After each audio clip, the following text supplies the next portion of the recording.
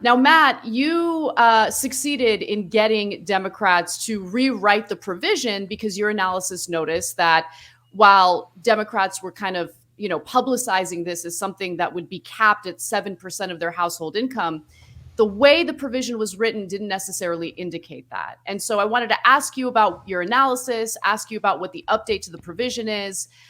So let's get right into it. And for those of you who might not know, Matt Bruenig is with the People's Policy Project, which is where he wrote the analysis. Matt, how are you doing? I'm doing great. So let me just start off with, the Democrats' child care plan. It rightly mandates that child care workers need to be paid more, right? So their pay would need to be similar to what elementary school teachers make. It's not a lot of money, but it's certainly better than what they're getting paid now. You write that the median childcare worker is currently paid $25,460 per year, while the median elementary school teacher is currently paid $60,660 per year. Thus, this mandate could increase childcare worker pay by 138%, which I think makes sense. That's the good part of the provision. However, you notice that that increase in salaries for childcare workers would mean an increase in the cost of childcare. So, without getting into specifics about how that would be funded, how would that impact the overall cost of childcare? It would increase it in the post. I said from about $15,000 to $28,000 a year, talking about infant care. And the Center for American Progress actually had a similar figure for what would the price increase that would result from going from what they call base quality care to high quality care, which is essentially the same kind of idea: higher wages, higher quality mandates, higher credential mandates, all of which is in the bill. So yeah, 15,000 to 28,000. Now there was some, room to debate about, what precisely would it be, and obviously that's a national figure. It would vary state to state. It might not all happen in the first year. It could happen in the second year or the third year. There's room to fight about these things, and there's uncertainty, but the fact that that number is going to go way up is, I think, hard to argue against. Yeah, so how exactly do Democrats propose to pay for the increased cost? Because regardless of what the exact figures are, as we know, if you're going to pay the workers more, which they absolutely deserve, the overall cost is going to be more. How exactly do Democrats propose paying for that? Yeah, so the original idea was, basically the federal government's going to kick in a lot of cash, and the easiest way to think about it is each parent would have to pay a certain percentage of their income towards their child care. So it's literally called a co-payment. If you recall from health insurance, they copied that vernacular over.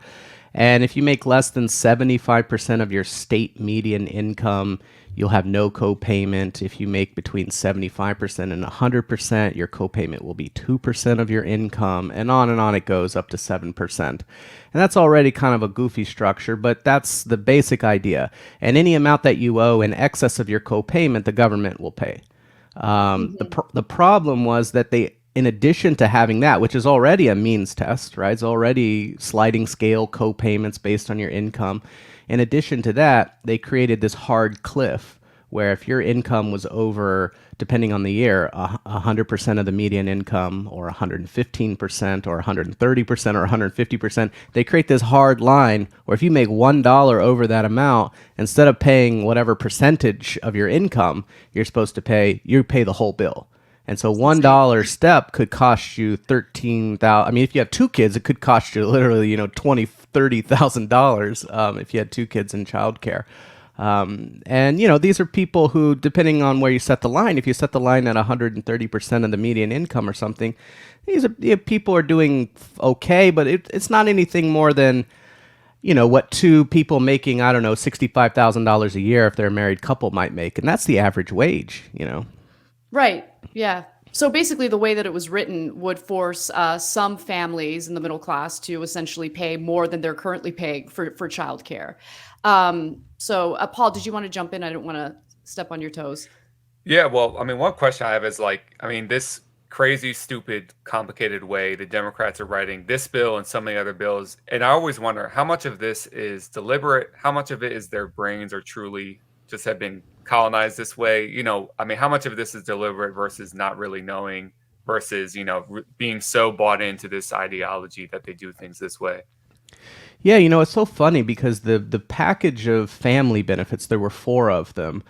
They all were radically different. It's like you don't see a specific idea about the welfare state, right? So pre-K, we call it pre-K, it's childcare for ages 3 and 4. I mean, I know there's some instructional component, but pre-K is just a universal free program. That's how they set it up, just like K through 12. But then you go to ages 0, 1, and 2, and you get this crazy design. And this design is clearly inspired by the Obamacare exchanges because they work exactly the same way, where you have to pay a certain percentage of your income and the government picks up the excess. That's assuming you get an exchange plan. And then there's a hard cliff. In the Obamacare, it was at 400% of the federal poverty line. You made $1 over that, you pay the full premium. They're trying to fix that with this bill, but that was clearly they just copied over Obamacare. Pre-K, they just copied over K through 12, right? And then you go through the child benefit, and it looks very, like the child tax credit stuff looks similar to what you'll see in other countries. It does have a means test at the top, but it's much more universal than what they normally throw out there. So it's like, it's all over the map, and it almost just kind of seems like it depends on which department and which think tank, like what personality managed to get the assignment, Yeah, it is interesting. And I'm wondering, is that for the childcare, did they have this provision kind of set this way from the very beginning? Or did the means testing come in following Manchin's objections to doing anything that would actually materially benefit anyone's life? This design was established in 2015 with a paper that the Center for American Progress put out. Everything since then on childcare has all just been riffing off of that paper. So it's not like it was a political, this was something they horse traded away. The design was bad when it came out of CAP, And it's funny, pre-K, the pre-K thing also, I mean, a lot of people have written on that, but that also came ostensibly out of CAP, and it looks totally different. But yeah, I don't think this was a compromise case, because here's the thing. Manchin is actually for universal pre-K. He's fine. He doesn't mind the fact that it doesn't have any means test or anything like that. When he was governor of West Virginia, he created universal pre-K for 4-year-olds in the state. So he doesn't seem to have a problem with that. He has problems with other parts of the bill. But this bad design seems to come from the outside, and now we're kind of stuck with it, and it's like the template that we're all working off of, Yeah, I mean, whenever I think about these lawmakers and why they act the way they do, I mean, I don't really like to think about whether they're good or bad. It's more about incentives and disincentives. So why is it that out of all the provisions in this reconciliation bill, universal pre-K was the least controversial, right? For the corporate wing of the Democratic Party. They didn't really attack it the way that other provisions were attacked. What was the incentive in wanting to kind of like uphold this universal program? Yeah, it's a really good question. I mean, some people would say that, by calling it pre-K, it conjures up in the imagination the idea that it's education. And certainly there are studies that show that, people who go in pre-K, they might do a little bit better in school later on. It's not dramatic, but, a little bit. And so maybe that was the difference. So for them, they immediately kind of think through K through 12. And so where do you have K through 12? That model exists. If this is pre-K, it's school. It's not childcare, it's school. Then maybe we just copy the school model. And then when you go flip your mind to childcare, and then you're just like, no, that's a totally radical, it's like, it's just how you get primed to think about the benefit. That's what it almost seems like to me. Yeah.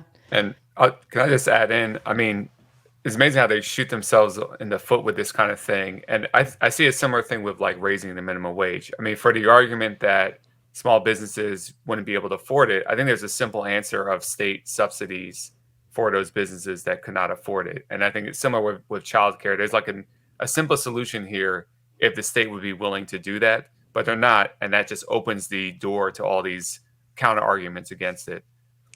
Yeah, well, and childcare is, if you think about how most welfare states work, children are one of the big recipients of benefits because children don't work and they need resources. And it's similar to elderly people, right? They're retired, they need resources, so we give them the old age pension.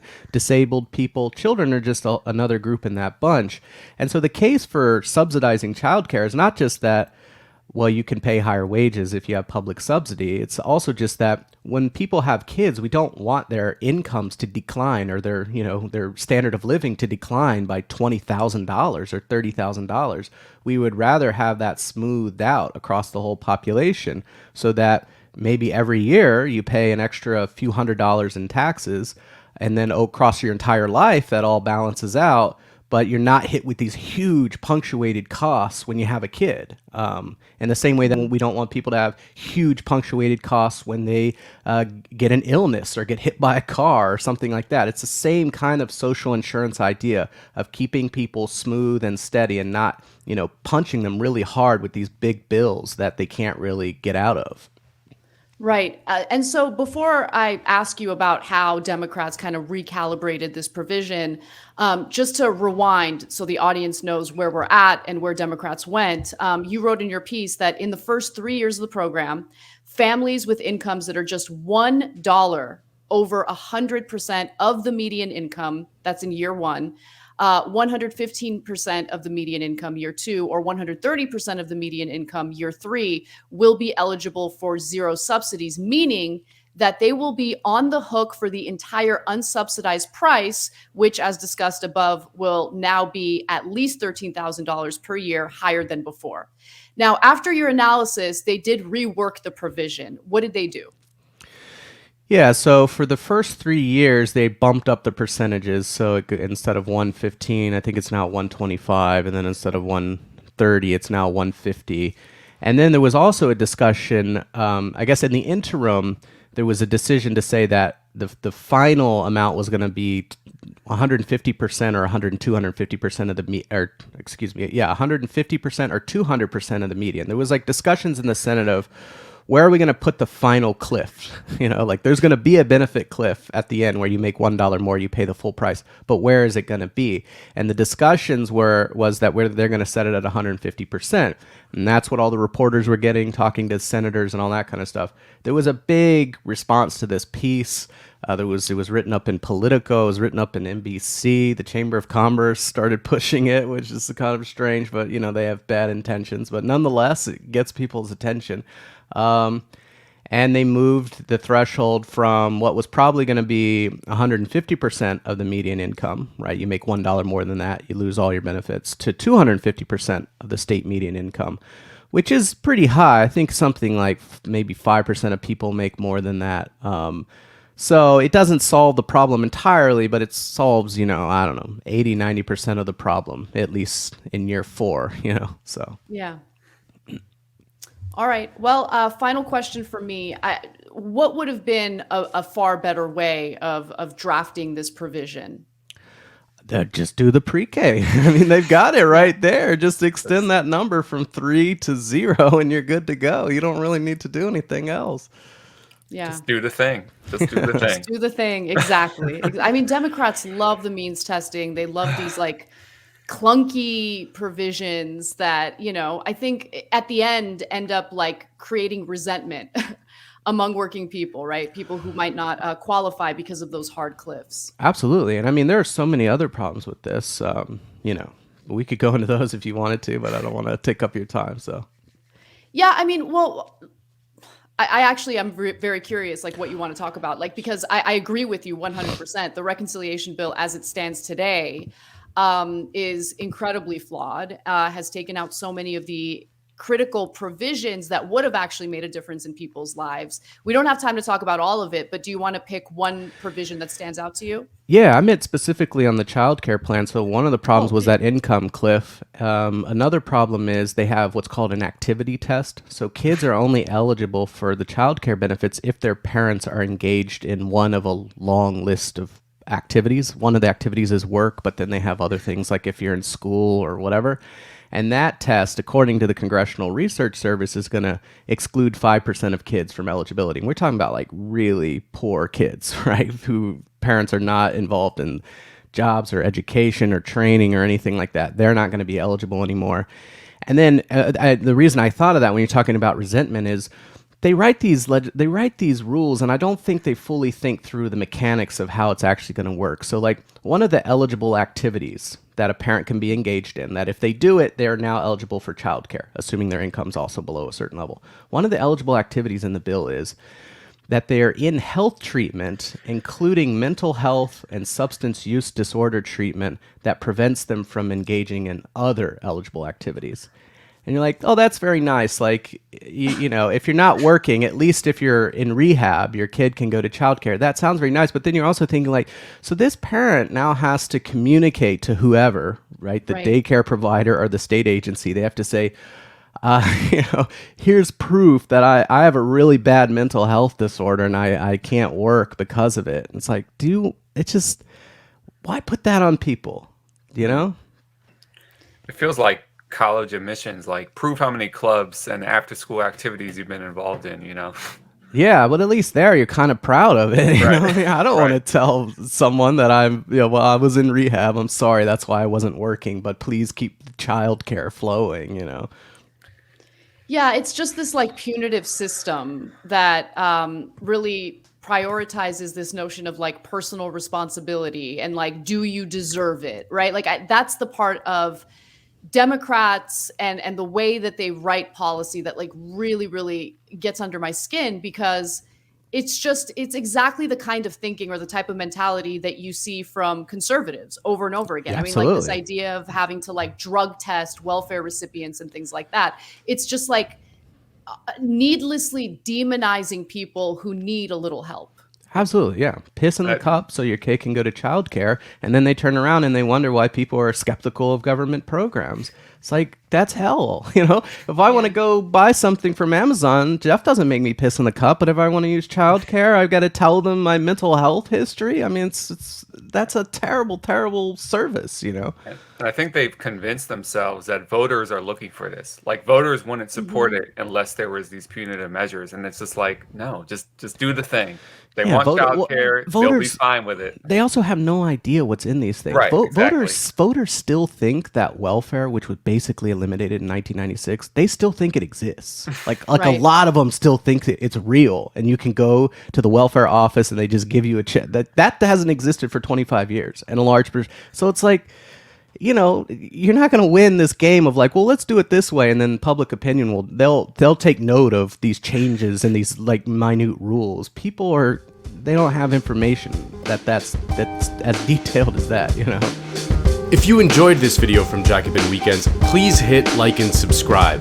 That way, you'll enjoy all of our backlog as well as all of our future content, including interviews, live streams, and clips. Thank you.